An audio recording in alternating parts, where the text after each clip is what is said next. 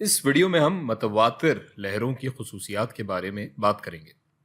پچھلی ویڈیو میں ہم نے لہر کی نبض یا انگریزی میں ویو پلس کو سمجھا تھا، جو کہ کچھ اس طرح سے نظر آتی ہے۔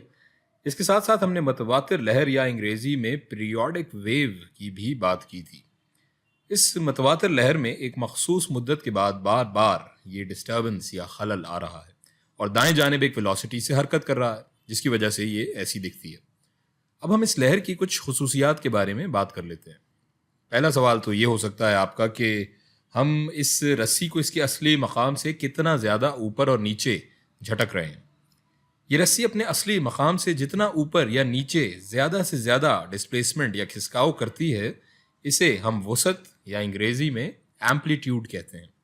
اور یہ اوپر کی جانب جو چوٹیاں ہیں ہمیں جو نظر آ رہی ہیں، انہیں انگریزی میں ہم کہتے ہیں کریسٹ، اور نیچے والی ان الٹی چوٹیوں کو ہم انگریزی میں ٹرف کہتے ہیں۔ اب دوسرا سوال یہ ہے کہ ہم کتنی مدت میں اس رسی کو اوپر اور نیچے جھٹک کر ایک چکر مکمل کر رہے ہیں۔ اب ظاہر ہے یہاں وقت کی بات ہو رہی ہے، تو اس مدت کی تعداد سیکنڈز میں ہوگی۔ مثلا ہم 2 سیکنڈز میں اس رسی کو اوپر لے جا رہے ہیں، پھر نیچے اور اس کے بعد پھر اوپر۔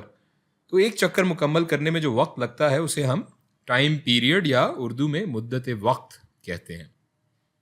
اگلا سوال یہ ہے کہ ہم ایک سیکنڈ میں کتنے یا کتنا چکر مکمل کر رہے ہیں، یعنی مدت وقت کے الٹ ایک چیز کی ہم بات کر رہے ہیں، اور اسے ہم تعدد یا انگریزی میں فریکوینسی کہتے ہیں۔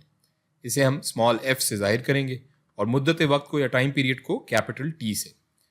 اور اگر ہمیں ایک چکر میں 5 سیکنڈ کی مدت لگ رہی ہے تو یہ فریکوینسی یا تعدد اس کا الٹ ہوگا، یعنی اسے ہم کہیں گے کہ 1 کو 5 سے تقسیم کر دیں گے تو ہم لکھ سکتے ہیں کہ small f is equals to 1/t cycles per second. Frequency کا یونٹ ہرٹز کہلاتا ہے۔ اب ایک اور سوال یہ بنتا ہے کہ کتنی ویلوسٹی سے یہ لہر اس مثال میں دائیں جانب جا رہی ہے۔ اسے معلوم کرنے کے لیے ہمیں اس لہر کا ایک چکر کا فاصلہ معلوم کرنا ہوگا۔ دوسرے الفاظ میں ہم یہ کہہ سکتے ہیں کہ ایک چوٹی سے دوسری چوٹی تک کا فاصلہ، اور اس فاصلے کو ہم لہر کی لمبائی یا طول موج یا انگریزی میں ویو لینتھ کہتے ہیں۔ اسے ہم گریک لیٹر لیمڈا سے ظاہر کرتے ہیں۔ اب اگر اس لہر کی ویلوسٹی معلوم کرنی ہو تو ہم جانتے ہیں کہ ویلوسٹی برابر ہوتی ہے فاصلہ بڑا وقت۔ جی، velocity is equals to distance over time.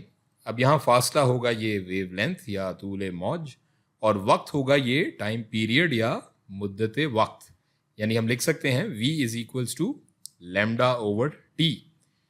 اور ہم اس کو اگر دوسرے طریقے سے لکھنا چاہیں تو v is equals to lambda into 1/t، اور یہ 1/t ہم جانتے ہیں کیا ہوتا ہے، جی فریکوینسی۔ سو ہم یہ ایکویژن لکھ سکتے ہیں v is equals to lambda into f